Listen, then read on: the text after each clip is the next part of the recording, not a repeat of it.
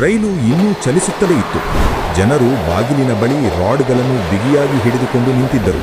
ಇದ್ದಕ್ಕಿದ್ದಂತೆ ಒಂದು ಕೈ ವೇಗವಾಗಿ ಆ ವ್ಯಕ್ತಿಯ ಚೀಲದ ಪಟ್ಟಿಯನ್ನು ಕತ್ತರಿಸಿತ್ತು. ತಕ್ಷಣಕ್ಕೆ ಒಬ್ಬ ಯುವಕ ಓಡುತ್ತಿದ್ದ ರೈಲಿನಿಂದ ಜಂಪ್ ಮಾಡಿದ್ದ. ಆತ ಒಂದು ಕಿರಿದಾದ ಓಣಿಯಲ್ಲಿ ಓಡಿ ಹೋಗಿ ಚೀಲವನ್ನು ಓಪನ್ ಮಾಡಿದ್ದ. ಆದರೆ ಒಳಗೆ ಏನಿದೆ ಎಂದು ನೋಡಿದ ಕ್ಷಣ ಅವ ದಂಗಾಗಿದ್ದ. ಆತನ ಕೈಗಳು ನಡುಗಲು ಪ್ರಾರಂಭಿಸಿದವು. ಅವನು ಪಿಸುಗುಟ್ಟುತ್ತಾನೆ, ಇದು ನನಗೆ ಹೇಗೆ ಆಗಲು ಸಾಧ್ಯ ಅಂತ. ಆ ಚೀಲದಲ್ಲಿ ಏನಿತ್ತು? ಅದು ಕಳ್ಳನಿಗೆ ಎಷ್ಟು ಆಘಾತವನ್ನುಂಟು ಮಾಡಿತು? ಇದು ಕೇವಲ ಕಳ್ಳತನದ ಕಥೆಯಲ್ಲ, ಇದು ಅದೃಷ್ಟದ ಕಥೆ. ಈ ಕಥೆ ಕೋಲ್ಕತ್ತಾದಲ್ಲಿ ಆದ ಸತ್ಯ ಘಟನೆ. ಆ ಚೀಲವನ್ನು ಕದ್ದಿದ್ದು ರಾಜು ರೈಲ್ವೆ ಹಳಿಗಳ ಬಳಿ ಮುರಿದ ಟಿನ್ ಶೆಡ್ ಅಡಿಯಲ್ಲಿ ವಾಸಿಸುತ್ತಿದ್ದ. ಅವನು ಕಳ್ಳತನ ಮಾಡುತ್ತಿದ್ದುದು ತನ್ನ ದಿನನಿತ್ಯದ ಹಸಿವು ನೀಗಿಸೋಕೆ. ಆತ ಚಿಕ್ಕವನಾಗಿದ್ದಾಗ ಹಳ್ಳಿಯ ಜಾತ್ರೆಯೊಂದರಲ್ಲಿ ಕಳೆದು ಹೋಗಿದ್ದ. ಅಲ್ಲಿ ತನ್ನ ಹೆತ್ತವರು ಕಳೆದು ಹೋಗಿದ್ದರು. ಮನೆ ಇಲ್ಲವಾಗಿತ್ತು. ಅಲ್ಲಿ ಆತನಿಗೆ ಉಳಿದಿದ್ದು ಹಸಿವು ಮಾತ್ರ. ಆ ಕಾಲದಲ್ಲಿ ಒಮ್ಮೆ ಕಳೆದು ಹೋದರೆ ಮತ್ತೆ ಒಂದಾಗೋದು ತುಂಬ ಕಷ್ಟ. ಆದ್ದರಿಂದ ನಂತರದ ದಿನಗಳು ಆತನನ್ನು ಕಳ್ಳತನವನ್ನು ಕಲಿಸಿದವು. ಪ್ರತಿ ಸಂಜೆ ಜನದಟ್ಟಣೆಯ ಸಮಯದಲ್ಲಿ ರಾಜು ಲೋಕಲ್ ರೈಲ್ವೆ ಸ್ಟೇಷನ್ಗೆ ಬರುತ್ತಿದ್ದ, ಪ್ರಯಾಣಿಕರ ಜೇಬು ಕತ್ತರಿಸೋಕೆ. ರಾಜು ಹುಡುಕುತ್ತಿದ್ದದ್ದು ದಣಿದ ವ್ಯಕ್ತಿಗಳನ್ನು. ಒಂದು ಸಡಿಲವಾದ ಚೀಲ ಮತ್ತು ಕಿಕ್ಕಿರಿದ ಬಾಗಿಲು, ಇಷ್ಟೆಲ್ಲ ಕಾಂಬಿನೇಷನ್ ಮ್ಯಾಚ್ ಆದರೆ ಮುಗಿತು. ಅವತ್ತಿನ ದಿನ ಹೊಟ್ಟೆಗೆ ಮೋಸವಿರುತ್ತಿರಲಿಲ್ಲ. ಆ ದಿನ ಬಾಗಿಲಿನ ಬಳಿ ಒಬ್ಬ ವ್ಯಕ್ತಿಯು ನಿಂತಿರುವುದನ್ನು ಅವನು ನೋಡಿದನು. ಆತನ ಬಟ್ಟೆಗಳ ಮೇಲೆ ಬಿಳಿ ಬಣ್ಣದ ಗುರುತುಗಳಿವೆ. ಮುಖದ ಮೇಲೆ ಬೆವರು, ಕಣ್ಣುಗಳು ಆಯಾಸದಿಂದ ತುಂಬಿವೆ. ಆ ವ್ಯಕ್ತಿಯು ಕಪ್ಪು ಬಣ್ಣದ ಚೀಲವನ್ನು ಬಿಗಿಯಾಗಿ ಹಿಡಿದುಕೊಂಡಿದ್ದನು. ನಿಲ್ದಾಣದಲ್ಲಿ ರೈಲು ನಿಧಾನವಾಯಿತು. ರಾಜುವಿನ ಬ್ಲೇಡ್ ಶಾಂತವಾಗಿ ಮೇಲಕ್ಕೆ ಬಂದಿತ್ತು.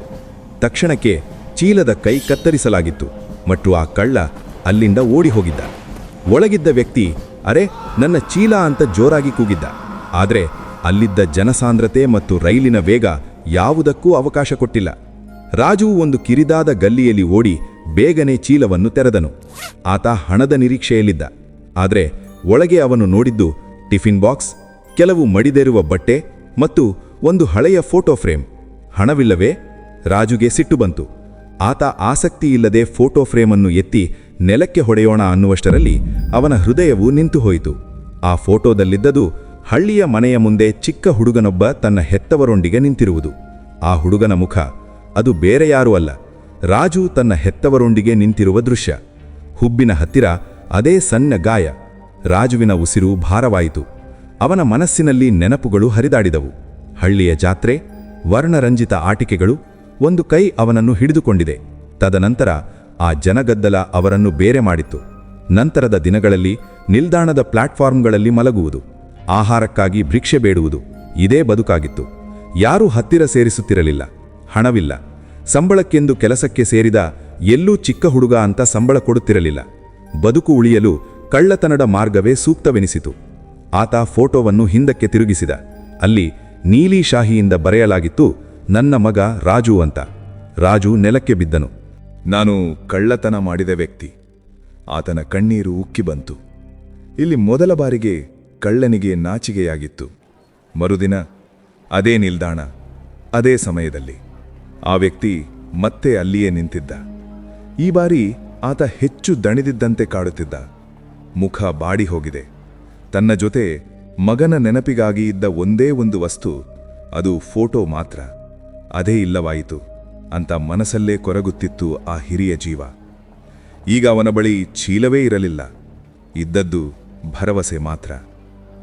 ಪ್ರತಿದಿನ ಆತ ಕೆಲಸಕ್ಕೆ ಹೋಗಬೇಕಾದರೆ ಈ ನಿಲ್ದಾಣಕ್ಕೆ ಬರುತ್ತಿದ್ದ. ಏಕೆಂದರೆ ಅವನಿಗೆ ನಂಬಿಕೆ ಇತ್ತು, ಒಂದಲ್ಲ ಒಂದು ದಿನ ಮಗ ಇಲ್ಲಿ ಸಿಕ್ಕೇ ಸಿಗುತ್ತಾನೆ ಅಂತ. ರಾಜು ದೂರದಲ್ಲಿ ನಿಂತು ತಂದೆಯನ್ನು ನೋಡುತ್ತಿದ್ದ. ಅವನ ಕಾಲುಗಳು ನಡುಗುತ್ತಿದ್ದವು. ನಿಧಾನವಾಗಿ ಹತ್ತಿರ ಹೋದ. ನಿನ್ನೆ ನೀವು ಚೀಲವನ್ನು ಕಳೆದುಕೊಂಡಿದ್ದೀರಾ? ಆ ವ್ಯಕ್ತಿ ನಿಧಾನವಾಗಿ ಹೌದು ಎನ್ನುತ್ತಾ, ಒಳಗೆ ನನ್ನ ಮಗನ ಫೋಟೋ ಇತ್ತು, ನನ್ನ ಏಕೈಕ ನೆನಪು ಎನ್ನುವಾಗ ರಾಜು ತನ್ನ ಜೇಬಿನಿಂದ ಫೋಟೋ ತೆಗೆದನು. ಆ ವ್ಯಕ್ತಿಗೆ ಎಲ್ಲಿಲ್ಲದ ಸಂತೋಷ. ತಕ್ಷಣಕ್ಕೆ ರಾಜುವಿನ ಮುಖ ನೋಡಿದಾಗ ರಾಜುವಿನ ಕಣ್ಣಲ್ಲಿ ನೀರಿತ್ತು. ನೋಡಿದ್ರೆ ಅದೇ ಗಾಯದ ಗುರುತು ಮುಖದಲ್ಲಿ. ಆತನ ತುಟಿಗಳು ನಡುಗನು ಪ್ರಾರಂಭಿಸಿದವು. ರಾಜು ತನ್ನ ಮೊಣಕಾಲಿಗೆ ಬಿದ್ದನು. ನಾನು ಕಳ್ಳನಾದೆಯಪ್ಪ, ನನ್ನನ್ನು ಕ್ಷಮಿಸು, ನನಗೆ ಯಾರೂ ಇರಲಿಲ್ಲ. ಆ ವ್ಯಕ್ತಿ ಅವನನ್ನು ಬಿಗಿಯಾಗಿ ಅಪ್ಪಿಕೊಂಡನು. ನಾನು ನಿಮ್ಮನ್ನು 20 ವರ್ಷಗಳಿಂದ ಹುಡುಕುತ್ತಿದ್ದೆ, ನಾನು ಎಂದಿಗೂ ನಿಲ್ಲಿಸಲಿಲ್ಲ ಎನ್ನುತ್ತಾ ಗೋಗರೆಯುತ್ತಾರೆ. ಸುತ್ತಮುತ್ತಲಿನ ಜನರು ಮೌನವಾಗಿ ಅವರನ್ನು ನೋಡುತ್ತಿದ್ದರು. ಆ ದಿನ ಕಳ್ಳನೊಬ್ಬ ಸಿಕ್ಕಿರಲಿಲ್ಲ, ಒಬ್ಬ ಮಗ ಸಿಕ್ಕಿದ. ಕೆಲವೊಮ್ಮೆ ಕದಿಯುವ ವಸ್ತು ವಾಸ್ತವವಾಗಿ ನಮ್ಮದೇ ಆಗಿರುತ್ತೆ. ಇಲ್ಲಿ ಆಗಿದ್ದು ಅದೇ. ದೇವರ ಆಟ ಹೇಗಿತ್ತೆಂದರೆ, ಕಳ್ಳತನವು ಅಪ್ಪ ಮಗನನ್ನ ಒಂದು ಮಾಡಿತ್ತು ಮತ್ತು ಅವರ ಸಂತೋಷಕ್ಕೆ ಪಾರವೇ ಇರಲಿಲ್ಲ.